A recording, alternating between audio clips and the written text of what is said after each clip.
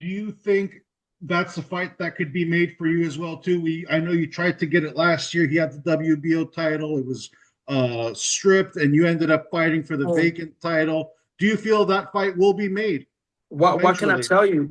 It was supposed to be made last year. It was supposed to be made last year. Now he's saying that now it makes a lot more sense because I have two belts. Well, you had them before. You could have kept them the same way you lost it because you wanted to. So I don't know. I mean, I don't know because also his promoter is saying or his manager is saying that they're not fighting outside of PBC. So how can you negotiate that? How can you go into a negotiation knowing that this guy doesn't want to fight anybody but the elderly staff they have at PBC?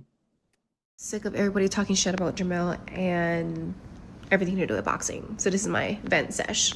Starting off, how the fuck are you guys always trying to compare Jermell with everybody else that's at 154?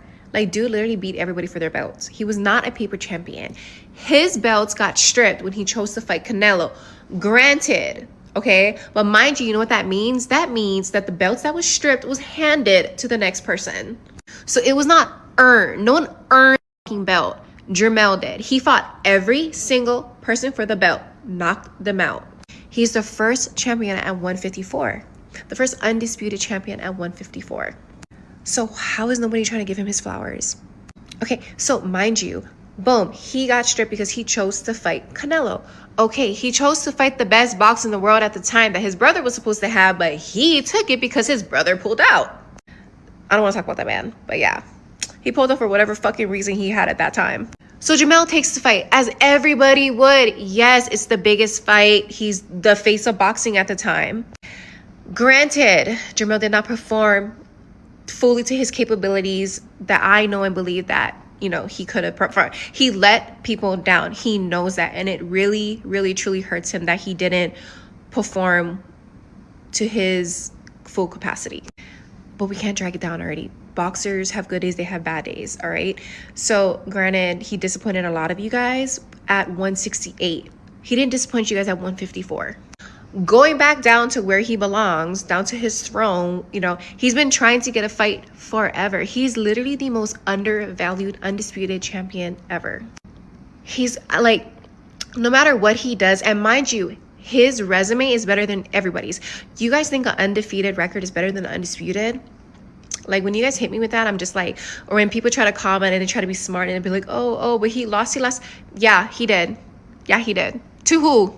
To who? And then another gripe that I have, why the F is everybody trying to be like, oh, because now he's vocally and more consistently calling out every single buddy at 154 that, oh, he's broke. But if he didn't call out anybody and was waiting, then, oh, he is living off of the Canelo money. So he can't win either way. Either way, y'all hate. And the coke antics kill me. Or like the fucking drugs and the psychedelics and stuff. He doesn't do that. His brother does. He doesn't do any drugs, okay? Like things that will cause him to act crazy like that. It is his personality, guys. He's passionate. It's literally his personality. I deal with it every day with his family, okay? That is literally just how he is, guys. That's how he is. He has changed so much. And mind you, he did try to fight like a little bit after 23. He did try to get back in the ring. They weren't offering him any fights. Mind you, maybe he was getting black. Who knows what was happening with the boxing politics? Maybe they was trying to give him a rest and let other people come up. But everybody that Mel has tried to call out before behind closed doors denied his fight, didn't want to fight him. They didn't want to fight him. So it's like he just kind of been chilling and waiting and waiting. And then it got to the point like, whoa, we're waiting a little bit too long. I'm just so sick of people like trying to disrespect him and compare him to other people when he's worked very, very hard to get where he's at and to maintain where he's at. And no one gives him his flowers, but this is what everyone does. They don't give you your flowers until you're done or you're gone. And it's just sickening. And then I always hear like, oh, the bloodline, oh, he this and he that. No. Compare the resumes, guys. Compare the resumes. I'm really sick of how his brother and his people silently try to disrespect him or throw shade and then expect him to be okay. Now, granted, I'll give you guys, sometimes he can't, control his emotions because he wears it on his sleeve. You guys been known this. Why are y'all acting confused now on like how he acts the way he acts? That's just how he is. But to me, it's like, are you guys just letting what everybody else is doing slide and it's okay? You guys will let your guys' brother do that? Like, let's keep it real. At the other end, Mel is really keeping Lions Only alive. He is not turning down fights. He's taking them. He took a fight that wasn't even for him. And you guys are like, everybody's like, pissed at him for it because of how he performed. But that fight wasn't supposed to be for him. So he stepped up, but whatever. Okay, moving on. He is going to show everybody who he really is. Because apparently everybody forgot because they're all stuck in the last fight. That's how everyone is. You guys are stuck in the last fight. But you guys are disregarding everything that he's accomplished in that entire division. I feel like I have like a ton of more things to say, but I can't think of it right now. I'm just going to end it right here because I could go on a rant for days talking about this. But yeah, so you'll see him soon. He'll be back. He's been calling out Tom, Dick, and Harry, literally everybody. And no one's responding, but thankfully, I think tonight, I heard Fundora say he wanted to fight Jermell, which I would love because technically the way you got your belt was through the mail. So, I mean, I would love for somebody to challenge Mel for the belts and then actually earn it. Because wouldn't you feel accomplished just as a competitor knowing you didn't get handed the belt, but you earned it? Okay, I think I'm done. Okay, bye. All right, man. So we got Jermell Charlo's Wi-Fi address, what she said. But Xander Zayas was talking shit. You know what I'm saying? And I kind of talk about Fundora and Charlo in there too, right?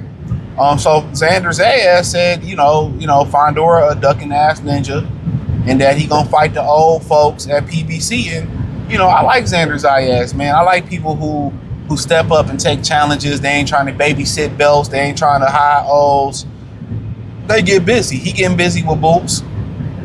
I fuck with it. So I mean, with him taking the initiative, I'm all for it no matter where you from, your ethnic background. If you taking the initiative and fighting the best, if you notice, a lot of the dudes that's fighting the best, and I say this all the time, they get the most criticism. They want them to do more. They be like, well, do you need to move up and fight Rafael Espin? Like, for what? He's done enough. Let me say that again. He's done enough. Say what you want to say about Foden's last performance.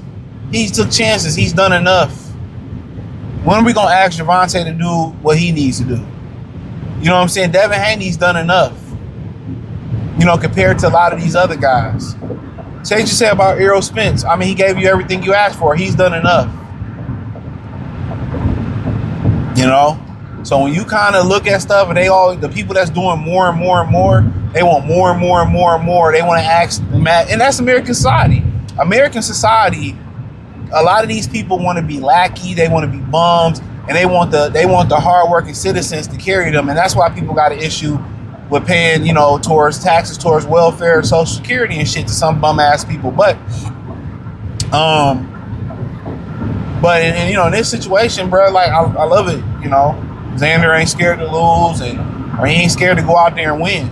A lot of these dudes be scared to get the victory. Scared money don't make no money.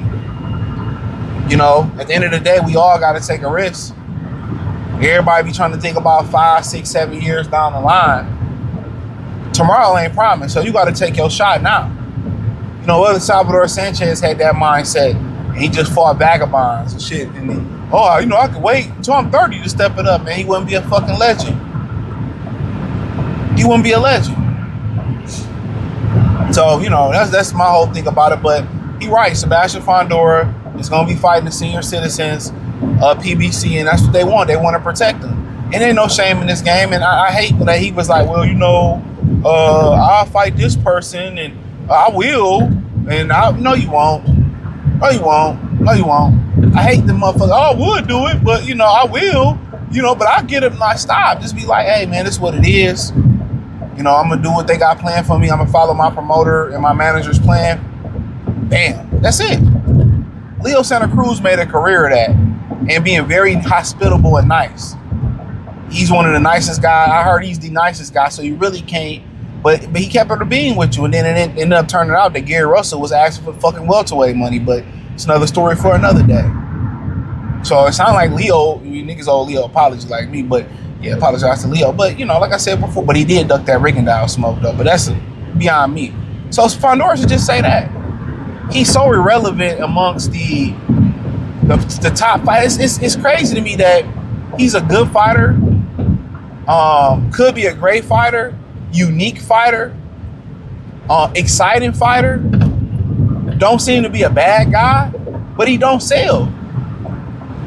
He don't sell. And why are you protecting something that don't sell? That's what I understand. That's what I understand. Why are we protecting something that don't sell? The guys that don't naturally sell, in general, this should be the rule of thumb for everybody, but for guys who naturally don't sell, they should be forced to get it out the blender. That's how I feel like. Cause that's the only way that you're gonna get fans is just by doing extraordinary things, bruh. Everybody wanna say they pound for, to be honest, bro, it's only a handful of fighters that deserve to be on the pound for pound list. Only a handful. Bivol, Inoue, Devin Haney, Usyk. If you want to put Usyk on there, I'm not arguing the shit no more.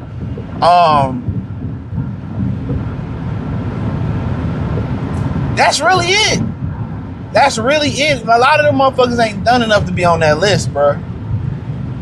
You know, to be honest, a lot of these dudes did maneuver, but you know, nonetheless, right? We getting off, but I don't get it, bro. I don't get it, man. Because he dug Xander and asked for a 10-pound rehydration clause, and I'm like, why? You know, that's what I want to know. Why? I mean, I feel like he would pack Xander up. I got to watch the film. Let me stop talking on Xander. So, Jermell, I like Jermell a lot as a fighter. His wife got online and articulated herself very, very well, okay? I have no issue with her. Like, she Latino or whatever. Very beautiful woman. And she asked some questions, you know what I'm saying? Like, you know, if he didn't call people out, people would say he was broke and ducking, or he took the Canelo money, he was a fat cat. You know, if he didn't, at the end of the day, let me answer her question, some of the questions I can remember she said. But the thing about it is, you know, my question is this: why not just go to 60? That's my question. Just go to 60. I don't understand why you avoid going to 60. You did what you did at 40, 54. Go to 60. You know, go fight Adames. And, you know, I know you don't want to fight Lara because Lara put them paws on him and his brother when they was cubs. But sometimes you got to go take out fucking Scar. And, you know, she like, well, when you hating on my husband? And niggas don't like him, bruh. Let me just say, just like you said in there, I got to deal with the personality. That's just the way he is. People don't like him. When you're not a likable person, this is why nobody cares. Had he not came back and said nothing, people in the boxing sphere would be happy. He's very unlikable. I didn't heard shit where niggas tell me he cussed niggas out with their kids who was just trying to do a t-shirt deal with him. And you yelling at niggas with their sons? He's a very unlikable guy. When Crawford was trying to fight Crawford, he was acting like that. You know, all the guys he was fighting was in-house fights. And what I find it so funny, where a lot of people had issues with Zuffa, but PBC been doing what Zuffa been doing. With these in-house fight, people tired of that, bro. Yo husband ran from Crawford, didn't make the and I don't know if this Jared Hurd fight.